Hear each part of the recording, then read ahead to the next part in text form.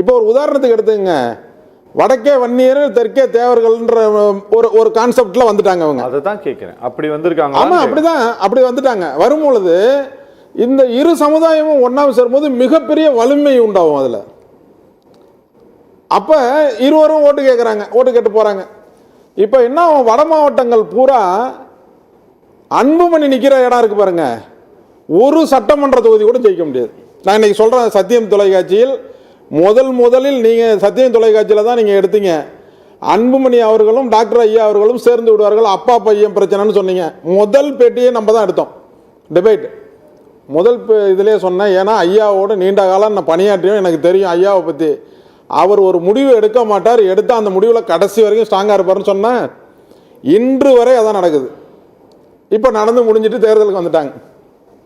இப்போ தேர்தலை சந்திக்கும் பொழுது சென்ற சட்டமன்ற தேர்தல் 21 எடுத்துக்கிட்டீங்கன்னு வச்சுங்களேன், சட்டமன்ற உறுப்பினர்கள் 500 ஓட்டு, 400 ஓட்டு, 300 ஓட்டு, 250 ஓட்டு, இப்படி 1000 ஓட்டு, இப்படியே வெற்றி பெற்றவர்கள் மட்டுமே ஒரு 60-70 பேர். சரி, புரியுது. அப்ப இவர் போய் இந்த பாட்டாளி மக்களுக்கு இன்னைக்கு வந்து ஐயா அவர்களின் கையை வன்னியர் சங்கம் யாருக்கிட்ட இருக்கு? ஐயா கிட்ட இருக்கு. வன்னியர் சங்கத்தினுடைய கோனேரி குப்பத்தினுடைய ட்ரஸ்ட் ப்ராப்பர்ட்டி யார்கிட்ட இருக்கு? ஐயா கிட்ட இருக்கு. அப்ப வன்னியர் சங்கம் யாருக்கிட்ட இருக்கு? நீங்க வேணா கைப்பற்றிட்டீங்க, இதை கைப்பற்றிக்கிட்டீங்க, கட்சியோட அட்ரஸை மாத்திக்கிட்டீங்க. ஆனா நீங்கள் நிர்வாக ரீதியாக வன்னியர்களுடைய ட்ரஸ்ட், காலேஜ், நிர்வாகம், லா காலேஜ் எல்லாம் யார்கிட்ட இருக்கு? ஐயா. அப்ப வன்னியர் சங்கம் யாருக்கிட்ட இருக்கு? வன்னியர் சங்கத்தினுடைய தலைவர் யார்கிட்ட இருக்காரு?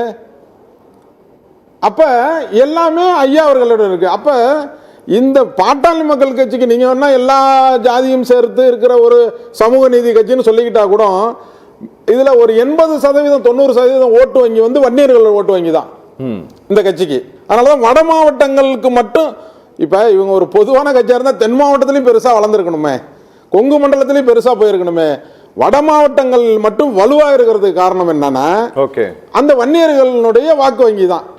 அப்ப அது யாருகிட்ட இருக்கு? ஐயா கிட்ட இருக்கு. அப்ப வன்னியர் சங்கம் இன்னைக்கு யாருக்கிட்ட போய் வேலை செய்யும்? ஐயா அவர்களுடைய தலைமையில் இருக்கிற இந்த கூட்டணிக்கு போய் வேலை செய்யும்.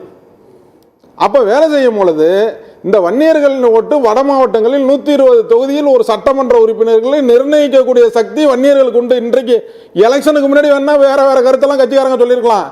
இன்னைக்கு ஓப்பனா டிவியில் சொல்லுங்க, வன்னியர்லாம் வேண்டாம் எங்களுக்கு, நாங்கள் 120 தொகுதியில் வன்னியர் எல்லாம் ஜெயிப்போம் சொல்லுங்க பார்ப்போம். எந்த டிபேட்ல அது யாருக்குமே தைரியம் கிடையாது, தைரியமும் இருக்க முடியாது.